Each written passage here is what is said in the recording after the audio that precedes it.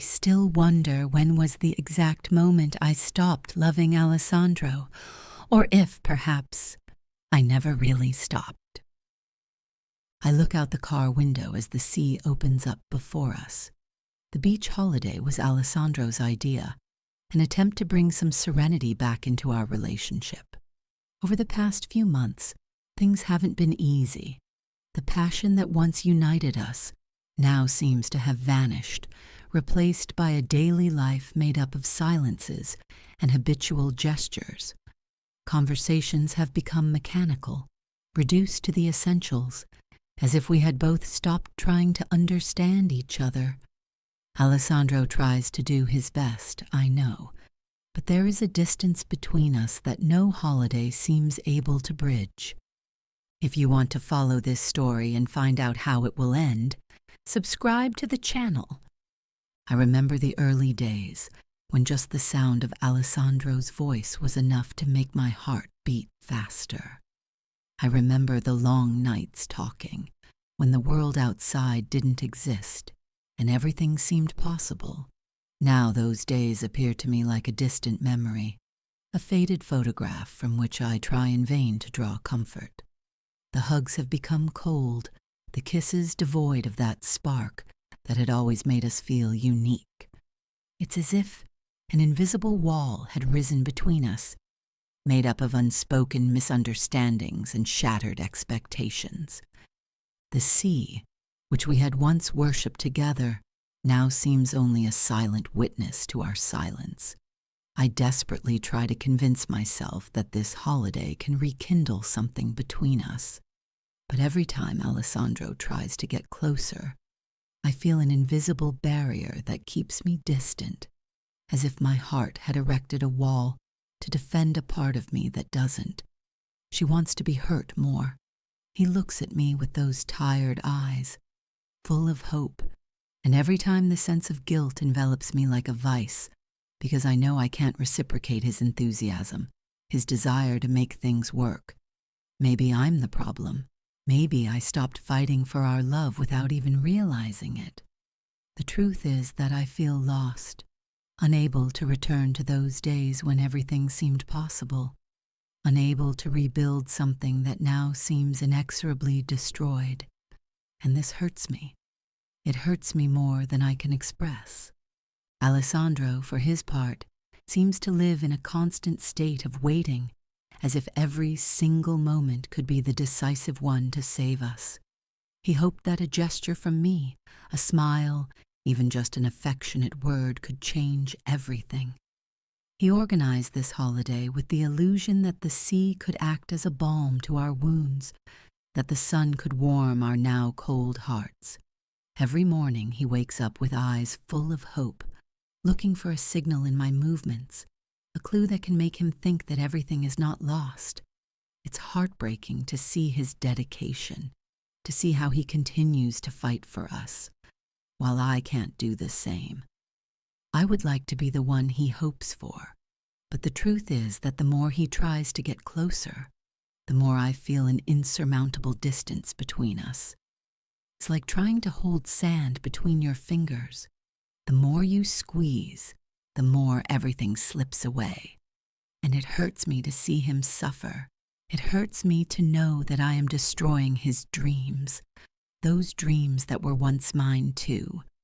The days pass slowly, marked by silent lunches and walks on the shore, where each of us is lost in our own thoughts.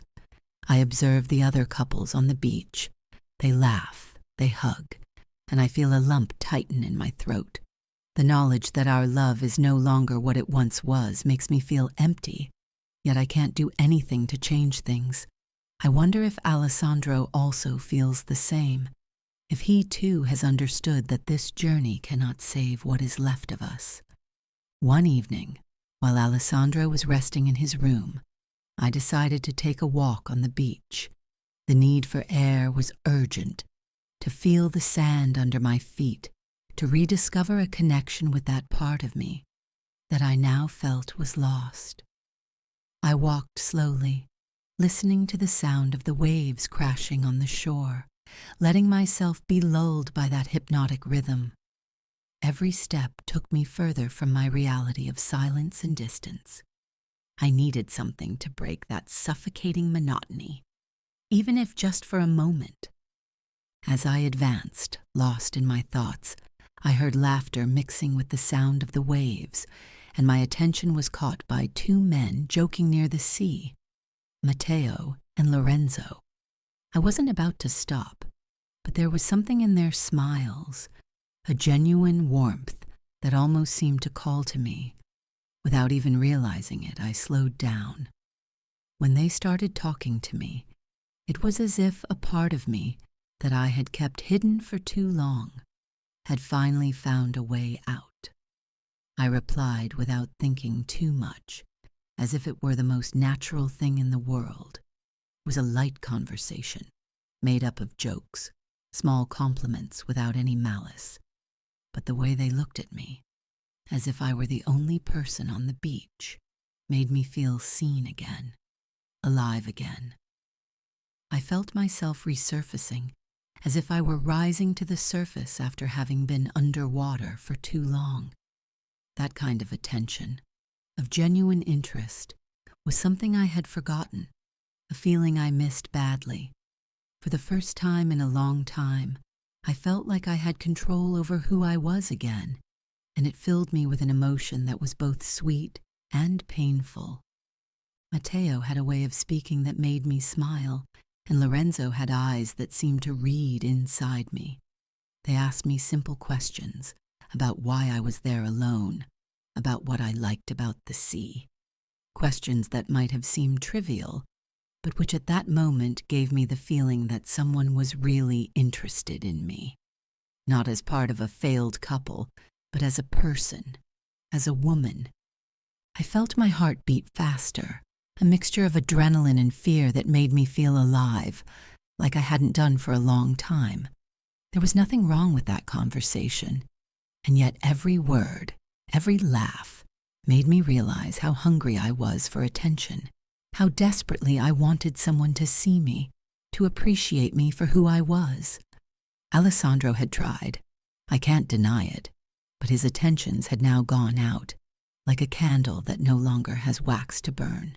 And now, here, there were Lorenzo and Matteo. Lorenzo's spontaneous laughter, Matteo's kindness, the way they listened to me without haste, without judgment. Everything seemed so natural, so far from the suffocating weight and icy silence I was used to. It was like filling my lungs with fresh air after being underwater for too long, like finding a piece of myself that I had lost. It was a sweet and poignant sensation at the same time, something I could no longer ignore. As the evening wore on, we sat on the sand, watching the stars reflect on the waves. Matteo told funny stories from his childhood, and Lorenzo looked at me as if my every reaction had a special value. I felt important. I felt wanted. It was a feeling I had forgotten, and at that moment I didn't want to let it go. I knew there was a thin line that I shouldn't cross, but on that night, with the sound of the sea and two strangers who made me feel alive, that line seemed less clear, less important. The attention of the two men, their deep gazes that seemed to search for every fragment of me, the way they genuinely laughed at my jokes, everything contributed to bringing back emotions that I had buried under the weight of my responsibilities, my failures. It was as if their looks brought me back to the surface, tore me away from the quicksand of my daily life. I felt like myself again, not some faded, tired version of a woman desperately trying to hold together the pieces of something that was crumbling. In that moment, with them, I was simply Julia, alive, desired, important. It was a moment of pure lightness, a deep breath after months of apnea, a moment in which I could forget everything else and simply exist without burdens, without having to be anything to anyone. And that feeling, as wrong as it seemed, was something I desperately needed, a need that overwhelmed me and that I could no longer ignore. The following evenings, I often found Matteo and Lorenzo on the beach. The chatter became more and more intimate, the laughter more and more complicit. There was a growing intensity in our gazes, as if each meeting brought us closer to a limit that we both knew we shouldn't cross, but that we somehow wanted. Have you ever found yourself in a situation where your heart took you in a direction opposite to reason? Share your experience in the comments. One evening, the sunset colored the sky with fiery hues, and the sound of the waves seemed to sing a hypnotic melody. I felt suspended between reality and dream, between the right path and the sweetest temptation I had ever felt. Matteo looked at me, and in that moment everything else disappeared. Lorenzo's eyes followed my every movement, and the desire I read in them was like a fire that enveloped me. Their closeness made my heart beat unstoppably. It made me feel desired like I hadn't in years. I felt the warmth of their hands on my skin, the touch delicate but full of promise, and for the first time in too long I let myself be carried away without resistance. It was an irrational, but incredibly powerful desire, a desire that I could no longer ignore. Between playful splashes and laughter suffocated by the incessant song of the waves, I completely abandoned myself to that moment. Matteo's strong arms wrapped around me with a security that I hadn't felt for a long time, a mixture of strength and protection that made my heart tremble. His every movement seemed sculpted to reassure me, to make me feel alive. Meanwhile, Lorenzo's fingers touched my face with an almost unreal delicacy, as if every touch were a whisper, an act of reverence towards something fragile and precious. His gaze, intense and deep, seemed to read inside me, caressing not only my skin but also my most hidden fears. In those moments, time stopped. The salty breeze mixed with the heat of their bodies, creating a contrast that awakened every fiber of my being. Every breath was an act of rebellion against everything I knew was right, but also an irresistible reminder of a desire that I thought was now buried. The waves seemed to dance around us, silent accomplices of that transgression, while the sky was tinged with pink shades, as if to seal that moment like an eternal painting. Everything else vanished, the guilt, the promises, the world itself. Only they existed, the warmth of their touches, the beating of my heart, and that desire that enveloped us like a bubble, suspended between dream and reality. Betraying Alessandro had not been a premeditated act, but an impulse, a response to an emptiness that had slowly destroyed me from the inside. In that moment, between the rustling of the waves and the starry sky above us, I felt something that went beyond guilt, beyond reason. It was a rush of adrenaline, an explosion of emotions that filled me with life, made me forget the pain, the loneliness, the sense of failure. I let myself go into their embrace, into the warmth of their kisses, knowing that I was crossing a border of no return. It was intense, it was irrational, but it was the first time in years that I felt like I was alive, that I was important, that I was wanted. And although that moment was fleeting and perhaps destined to fade, it filled the void that had taken hold of my heart for too long. The next day, I woke up with a huge weight on my heart, an overwhelming feeling that gripped my chest like a relentless vice. The reality of my betrayal hit me with unexpected force, like a punch that left me breathless. I looked at Alessandro while he was having breakfast, unaware of everything, while his calm and serene face seemed to belong to a world so far from mine. I felt a dull ache inside me, an ache that reverberated in every corner of my soul. I couldn't look him in the eyes without feeling crushed by guilt, that guilt that suffocated me and made me wish I was somewhere else, away from all this. I decided not to tell him anything. I thought it would be better this way, that I could bury that secret deep in my heart and move on. But every moment spent with Alessandro became an increasingly acute torture. Every kind word he spoke to me was a blade that sank into my heart. Every smile I gave him was a deception that made me feel smaller and smaller, pretending normality, laughing at his jokes, kissing him without sincerity. Every gesture was like a reminder of my betrayal, an invisible wall that grew day after day, separating us more and more. His presence, so unaware, hurt me. I saw in her eyes that trust we once shared, and I felt like I was betraying her every single moment. Every time he touched me, every time he tried to get closer to me with an affectionate gesture, my heart contracted and the weight of my secret crushed me even more. It was like living with a mask that became heavier and heavier until I almost forgot who I really was. I felt split in half. Part of me wanted to go back, erase everything, while the other part knew that it was too late, that that boundary had been crossed, and that there would be no way to go back. And so every hug, every kiss, every forced laugh did nothing but build an abyss between us, an abyss that only I could see, and that made me sink deeper and deeper. Despite all my efforts, the memory of Matteo and Lorenzo continued to emerge, trapping me in a vortex of conflicting emotions. Their smiles, the warmth of their hands, the way they made me feel wanted and alive, were like an incessant echo that crept into my thoughts, even in the most ordinary moments. At night, while Alessandro slept peacefully at my side, I remained awake, with my gaze lost on the ceiling, suffocated by a silence that seemed to shout louder than my thoughts.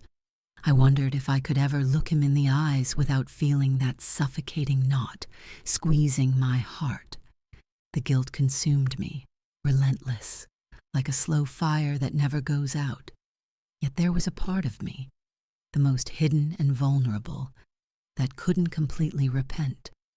It had been a forbidden experience, yes, but also an open window onto a part of me that I thought was lost, the one that desired, the one that felt, the one that wanted to be seen. In those moments, I was alive in a way I hadn't felt in years. This thought, however brief and painful, made me tremble with fear and nostalgia. I knew my secret was a deep crack, ready to shatter my relationship with Alessandro if it ever came to light. It was a weight that I carried alone, a shadow that stretched over every smile, every word, every caress exchanged. I couldn't undo what I'd done, but I couldn't let it go either. Every day, I found myself suspended on a thin thread, poised between what was right and what my heart, secretly, continued to desire. Over the next few days, the holiday continued as if nothing had happened. Alessandro, with his unconscious serenity, suspected nothing, while I played my part, pretending that everything was fine. Yet every time my eyes met those of Matteo and Lorenzo from afar, a wave of guilt overwhelmed me, freezing my heart. They never came closer, as if to underline that our meeting had been a mistake to be forgotten. But forgetting, for me, was impossible. Their memory continued to haunt me, creeping into every thought, like a constant whisper that I couldn't silence. Part of me wondered if confessing everything to Alessandro would have been the right choice, but fear stopped me. I feared destroying what we had built together, breaking that bond that, despite everything, I continued to want to preserve. So I decided to bury that secret deep in my heart, hoping that time would ease the weight that was crushing me. But I knew it was a forlorn hope. The betrayal was like an invisible scar. You couldn't see it, but it throbbed inside me, reminding me every day of who I had been and what I had done. And that scar, I knew, would mark my soul forever. If you want to receive new videos of the series, write, "I want the sequel," in the comments. If you liked the video, leave a like and subscribe to the channel to receive a preview of the next publications. Thanks.